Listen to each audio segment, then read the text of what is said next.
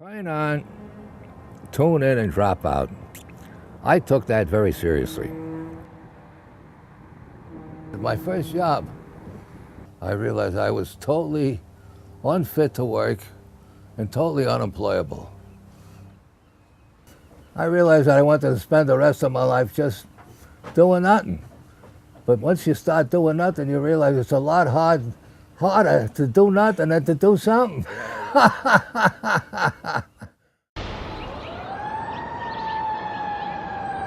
Au nord de la baie, il y a Sausalito. Welcome to Liberty Dock.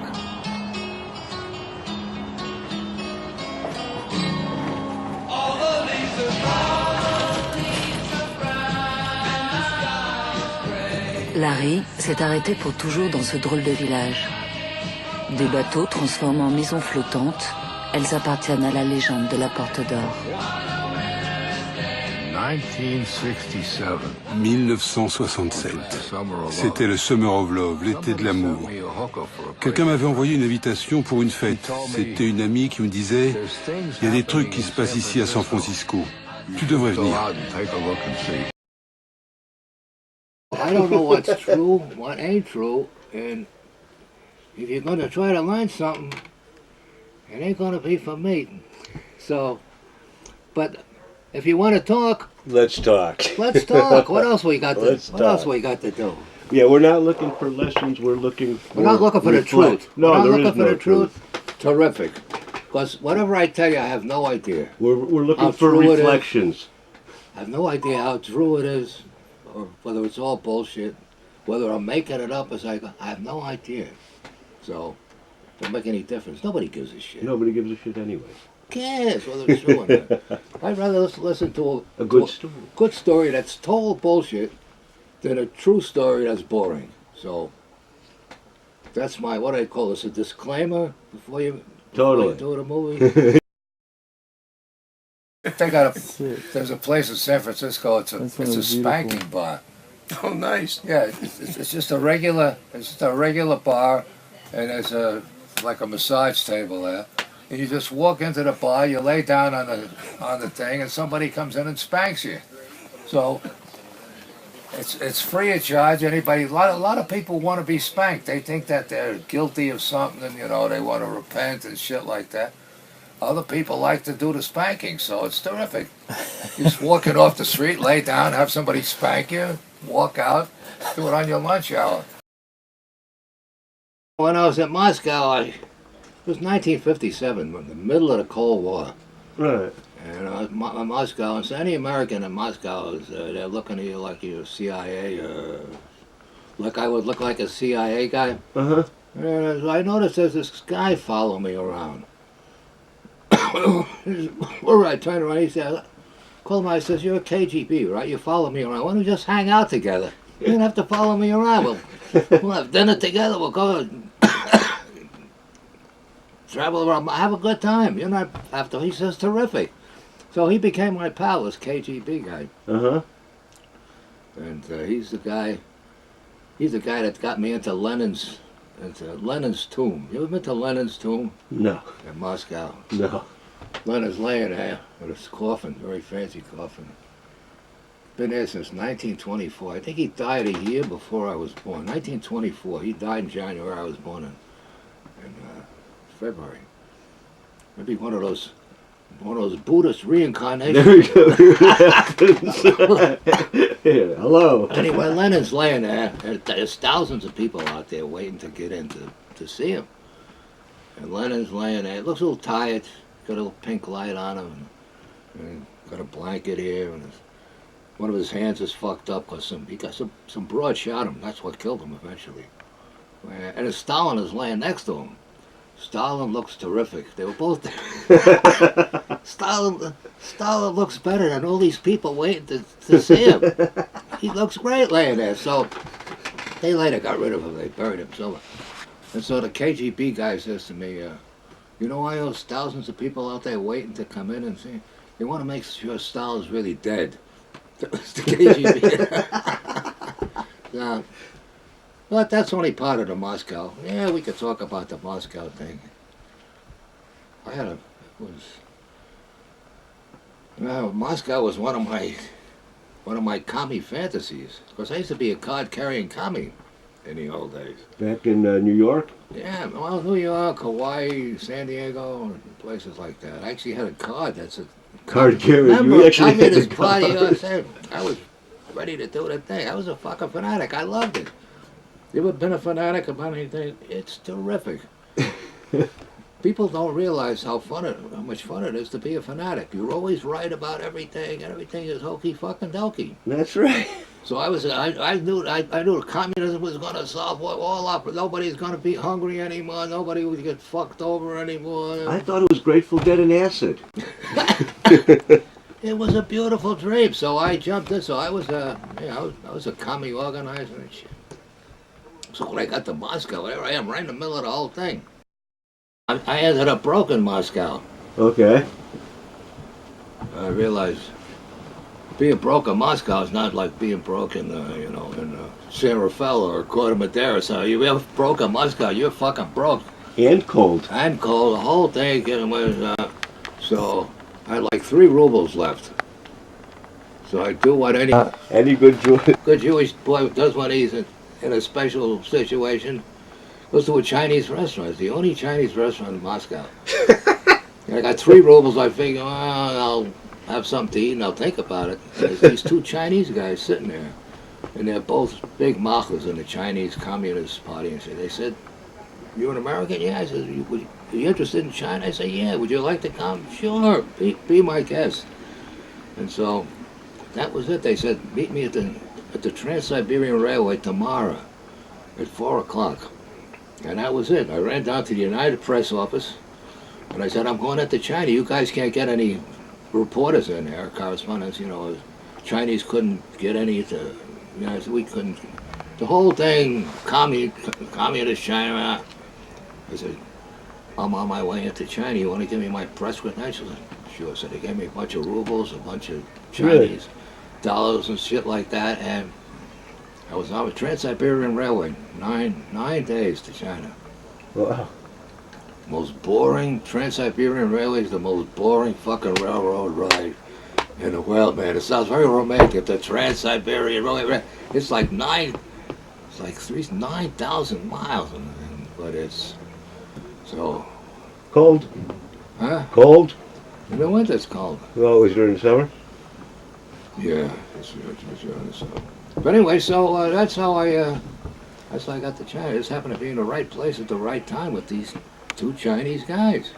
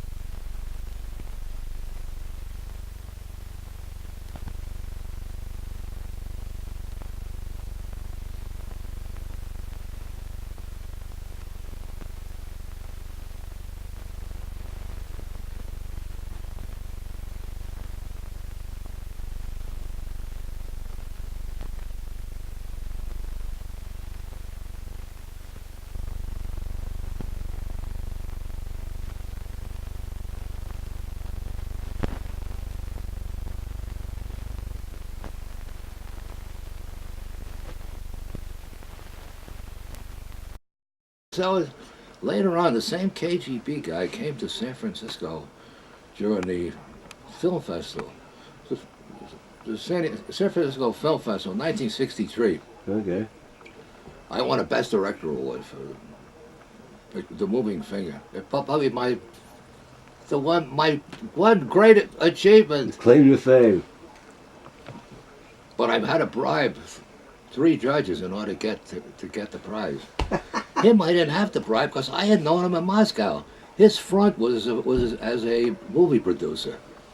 His brother's a KGB because they invited him to come in from Moscow to be one of the judges for this film festival. You got one in the bag. One in the bag.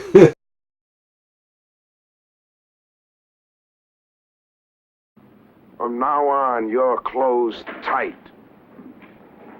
Easy. Easy, Anatole. I might have to run you in. Get him out of here. I mean, you guys have had it coming. We haven't been able to get any cooperation from the coffee houses, so we're making you an example. What's the charge? Oh, well, no rear exit, unsanitary kitchen, and don't take it personally, Anatole. I mean, after all, I'm only following orders. You all know what the cops did to me today, and they can do the same thing to you tomorrow. Destroying our democratic rights to drink coffee, listen to music, play chess, and read poetry. Our God-given right to free speech, free assembly, and free enterprise. What's bad for the coffee shops is bad for America. Do they tell those fat cats on Wall Street that they can't drink coffee? No! In New York City today, murderers, drug addicts, sex maniacs, and bank robbers walk the streets unmolested. But let an innocent man try to buy a cup of coffee and is arrested, beaten, and shot. Is this the American way of life? I ask you, is Greenwich Village part of the free world? Let us put a stop to police brutality. Let us show the world. Let's show the world that freedom is not dead in Greenwich Village. Let's go, young America.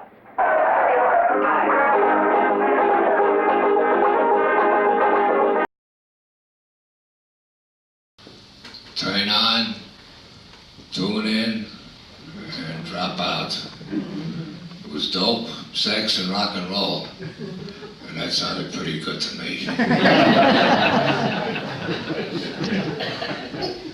I had done a little research in that department, and so we were curious about what's happening. What's happening in San Francisco, so we talked to have Hugh Hefner about it, and so we would like to go out to San Francisco and check out the scene.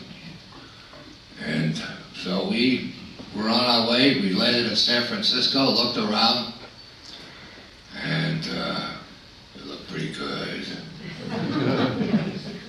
We realized the only way we could really do any justice professionally was to plunge into the scene, immerse ourselves in all the things that were happening, some of which,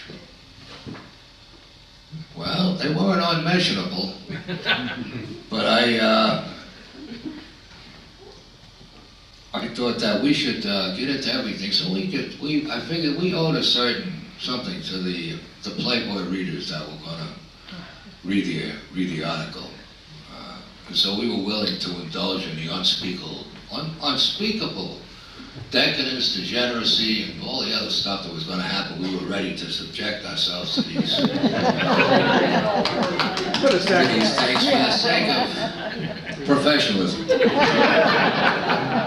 We didn't want to disappoint the Playboy readers because after they had finished with the Playmate in a month, they probably would be interested in reading, seeing our stuff. Shel did the drawings.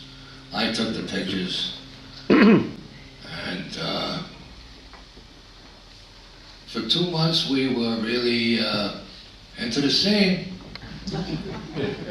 I don't remember much about it, and even if I did, I would not subject anybody here to with your delicate sensitivities and sensibilities. But in any case, the Summer of Love, we realized after a while that the Summer of Love was ending, and the Winter of Discontent was on its way. Some sinister things were starting to happen in the Hague, and we thought it was time to get out of there. I had taken thousands of pictures, and Shel had done a lot of drawings, so we came across the bridge and ended up at Gate 5 in Sausalito on a houseboat. Shel had a houseboat, I had a houseboat there.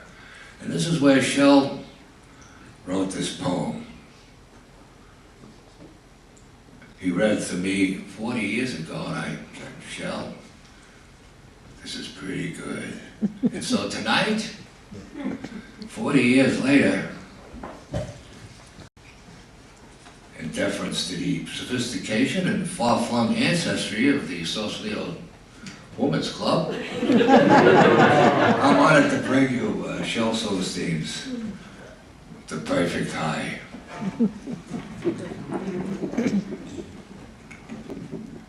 There was once a boy called Gimme Some Roy.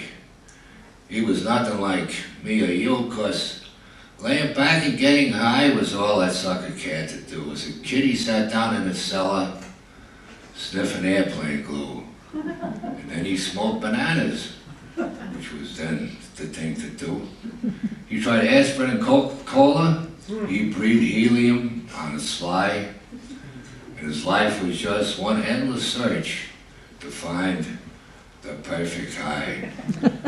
But grass just made him want to lay back and eat chocolate chip pizza all night. And the great things he wrote when he was stoned looked like shit in the morning light.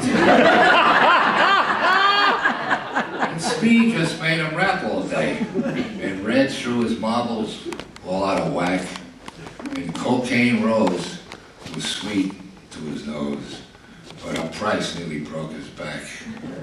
He tried PCP and ecstasy, but they didn't quite do the trick. And poppers nearly blew his heart, and mushrooms made him sick. Acid made him see the light, but he never remembered it long. And hashish was just a little too weak, and smack was a lot too strong. And quaaludes made him stumble, and booze just made him cry. So to make them work better, he mixed them together. In hopes of that perfect high. Yeah, he smoked, he toked, he sniffed, he whiffed. He scored, he poured, he drank, he cranked, he chipped, he tripped, he copped, he popped, he geezed, he freezed, he cooked, he took everything there was to try. Bought everything there was to buy, till his life had flooded by and his ocean of pleasures was dry, 'cause nothing seemed to make him fly. What a sad, heartbroken guy. Then he heard of a cat named Baba Fats who knew of the perfect high. Now Baba Fats was a hermit cat who lived up in Nepal, high on a craggy mountain top up a sheer and icy wall. But hell, says Roy, I'm a desperate boy and I'll crawl or climb or fly, but I'll find that geek on a mountain peak who'll give me the perfect high. So out north goes Gimme Some Roy to the land that knows no time. Up a trail no man could conquer, to a cliff no man could climb. And up he goes that stony cliff, then back down again he slides, then sits and cries and tries again, pursuing that perfect high. And the eagles, they pick the skin off his neck, and the buzzard's all shit in his eyes, but he blinks and winks and smiles as he thinks, I'm nearing the perfect high. And if he'd only breathed deep, he'd have tasted fresh air like no air ever tasted before. And if he'd only listened, he'd have heard the sweet songs of angels flittering by. But who has time to look and listen or breathe when they're chasing the perfect high? He's mumbling and stumbling, he's coughing blood. He's aching and shaking and weak, and starving and sore and bleeding and tore. He reaches the mountain peak, and his eyes blink red like a snowblind wolf, and he snarls the snarl of a rat. And there in perfect repose, and wearing no clothes, sits the godlike Baba Fats. His bald head glows like a burnished gold, and the white light gleams from his brow. In his left eye sees the future, in his right eye knows the now. And his smile beams so beatific you can see this is the guy who can reach beneath a fold of fat and come up with the perfect high. What's happening, Fat, says Roy with joy. I've come to state my biz. I hear you're hip to the perfect trip. Please tell me what it is. For you can see, says Roy to he, that I'm about to die. So for my last ride, Fats, how can I achieve that perfect high? Well, dog, my cat, says Baba Fats, here's one more burnt out soul who's looking for some alchemist to turn his trip to gold, but you won't find it in no dealer's stash or on no druggist's shelf. Son, if you seek the perfect high, find it in yourself. Why, you jive motherfucker, screamers, give me some right. I've climbed through rain and sleet. I've lost 3 fingers off my hands and 4 toes off my fucking feet. I've braved the lair of the polar bear and tasted the maggot's kiss. Now you tell me the high is in myself? What kind of shit is this? My ears, before they froze off, said Roy, had heard all kinds of crap. But I didn't crawl up here to hear that the high is on the natch. And I didn't climb for 20 years to listen to that sophomoric rap, so you tell me where the real stuff is, or I'll kill your guru ass. Okay, says Baba Fats. You're forcing it out of me. There is a land beyond the sun that's now known as Zabali, a wretched land of stone and sand where snakes and buzzards scream. And in that devil's garden grows the mystic tutu tree. And every 10 years it blooms one flower as white as the Key West sky. And he who eats that tutu flower will know the perfect time.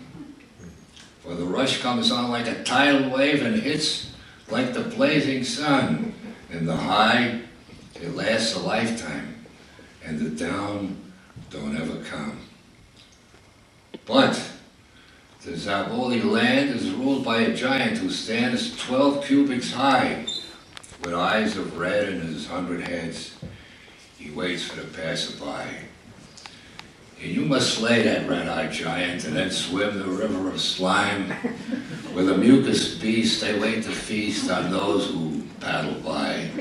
Then you lasso the scrotum-eating bird, you fly through the cave of the snots, and satisfy the lustful urge of the queen with the 29 twats. And if you survive the giant, and the beast that swim that slimy sea is a blood-sucking witch who sharpens her teeth as she guards that tutu tree. Red-eyed giants, laughs Roy. Hell, I've seen worse faces in my own mirror, I bet. And as for your river of muck and slime, I've snorted much worse shit. And I've known some bitches and blood-sucking witches and mucusy beasts of the sea. So I'll do their dances and take my chances, whatever my chances may be. Because as long as that susu flower blooms, some hope still blooms for me. And with tears of joy in his snow-blind eye, Roy hands the guru a 5, then backs down the icy mountain. He crawls, pursuing that perfect high. Well, I guess that's that, says Baba Fats, sitting back down on his stone, facing another 1,000 years of talking to God alone. It seems, Lord, says Fats, it's all the same. Old men in bright-eyed youth, it's always easier to sell them some shit than it is to give them the truth.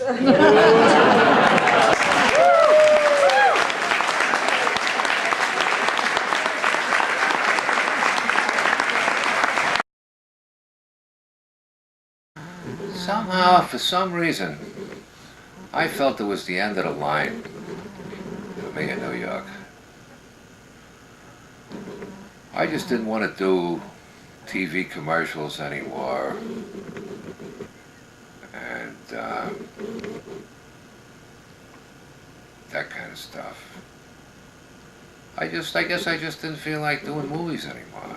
The fact is, I didn't feel like doing anything anymore. I think that's the truth of it. I just didn't feel like doing anything anymore. And Gate 5, I felt was the greatest place in the world for not doing anything. I guess I naturally gravitated for it. It was God's will. It was directed to the perfect place where you didn't have to do nothing. Nothing. And it was all okay. That's what I liked about the place. You could be as crazy as you wanted to be. You didn't have to do nothing. It was all okay with everybody. And I guess I was ready for that. And the fact is that in order to just stay alive, how did I think about it? You had to do a lot of things to keep the boat floating, to get something to eat, to get some dope, get some girl. As a matter of fact, you had to work your ass off just to do nothing. I found out it was... I found out I had to work harder to do nothing than to work. Doing nothing is hard work. A lot of people don't know that. I don't understand that. I believe that. But doing nothing may be the hardest work that anybody can do. And that's probably why most people stay away from it. Everybody is trying to do something because it's easier than not doing anything. And at Gate 5, it was a great art not to do anything. It was just total anarchy, and it worked for a while. But anarchy just means no rulers. No rules, no laws, no regulations, nothing. So you got to take care of all of that shit yourself. You can't depend on the cops or the judge or the law, nothing. It was pretty fascinating. But it had a dark side, naturally. Do anything. It brought out the worst in people and the best in people. I mean, Arquez. Why, people, you built your own, most of the people built their own boat. You bought some boat for $50, you know, some scrap World War II lifeboat. You get a lifeboat for a couple of $100. And it was all recycled stuff. You know, the wood was, you built it all yourself, or we helped each other. And the nails were recycled, the wood was, everything was recycled. And so people built their own stuff. So you had an incredible variety of you know, I mean, look at the Owl and the Madonna. But there were like, you know, a few hundred boats like that people have built themselves. And most of these people have never built anything before. They learned how to do all that shit. You know, there was a lot of hard times, a lot of hungry people. Nobody had any money. Very few people had any jobs. But everything, you know, sooner or later, whatever you needed showed up. You know, if you needed some food, somebody would show up with some food. If you needed some love, somebody would show up with some love. If you needed an 8-foot, you know, 8-foot board, you know, 8 inches wide, it would float up to you. It's just everything showed up. Just happens. So there's a lot of that kind of stuff happening. Yeah, a lot of candlelight and a lot of, like Gate 5 Road, and it was one of those places, not only could you buy gas, you could buy guns, dope, broads, you name it. One-stop shopping. Used cars, everything. And so we met Dino, and he took me out to the Becky Thatcher, and I stood on the back deck, and I see the San Rafael ferry boat, the Madonna, the Owl. I see people running around naked. I look over, I see a lot of people, and meanwhile, Dino was I think he had just written or was writing the song, Let's Get Together, Love One Another. And the band was playing it, and he handed us this giant fucking joint, you know, with hash in it. And I thought, wow, this is... Heaven. I'm home. I'm in heaven. This is fucking it. And so I've been here ever since. I make a break for it every once in a while, but that was it. God works for 6 days, right? Creating the heavens and the earth and all that. Yeah. Then he rests on the seventh day for eternity. Hasn't done shit since. So what kind of examples does that set for, you know, an industrial... I don't know. He could have been somebody. Could have I mean, done he had something. everything. 6 fucking days? Well, this is what it looks like.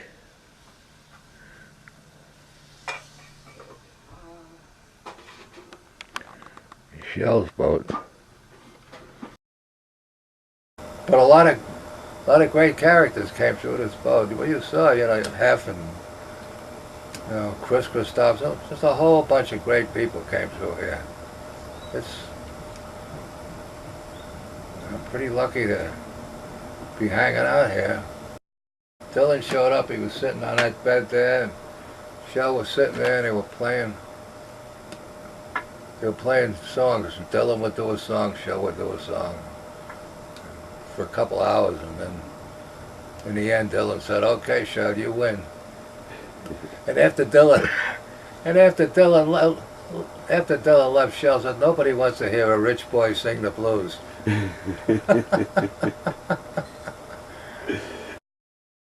Born into a world like this where there's everything you can imagine, you could pick anything you want, you could play any part you want. Like you and I are playing a part, we're playing a part of movie makers. You're playing a part of the cameraman, director. I don't know what part I'm playing, and it's kind of this is the set, a houseboat in Sausalito, California. This is the costume. This is the dialogue. It's all a fucking movie.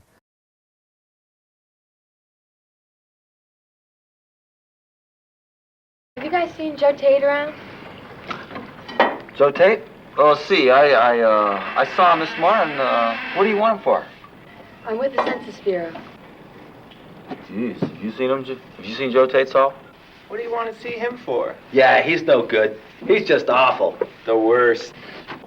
Tell you what, come over to my place and I'll show you my bullet. No, I have to find Joe Tate. Well, good luck.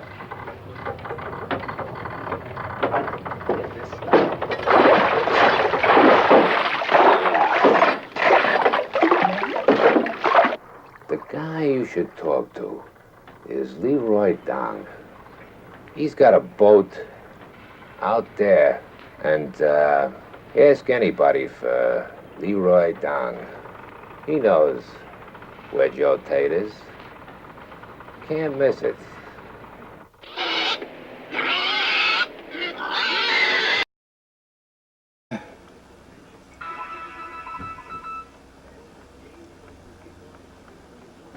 It's such a luxury not having to answer the phone. Isn't it? Just to let the phone ring. Exactly. Fuck you, I ain't answering it. Just because the phone rings, how long is it going to take you to figure out you don't have to pick it up?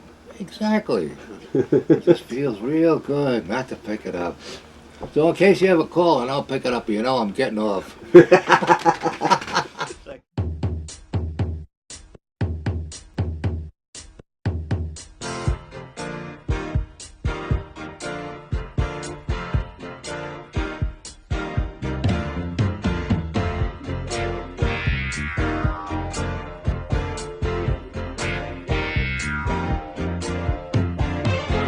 Ever since I met you, seems I can't forget you. The thought of you keeps running through the back of my mind. Every time I'm near you, I get that urge to feel you. Just touching you and loving you makes everything right. Tell me how you feel, baby. I never knew love. You too. You look beautiful. Look at that. Look at that. Then came you. Then came you.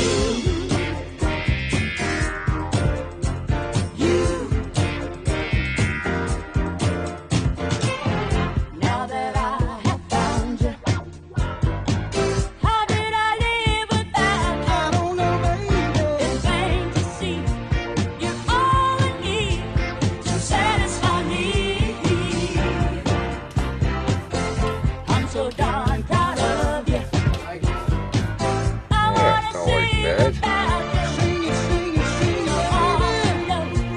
You made the road by touching my head. You're on candid camera. I never knew love before. Then came you, then came you. I never knew love before. Then came you, then came you. Hey, then came you.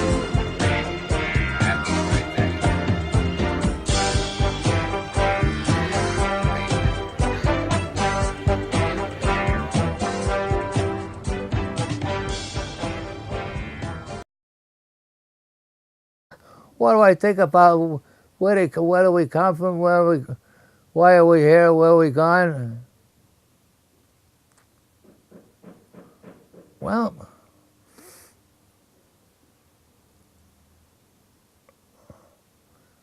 I don't know how I got here. It's pretty spooky when you start figuring out how you got here in the first place. You know, into this whole thing. And it's been so fantastic. I couldn't have imagined a better place than this world, or more fascinating.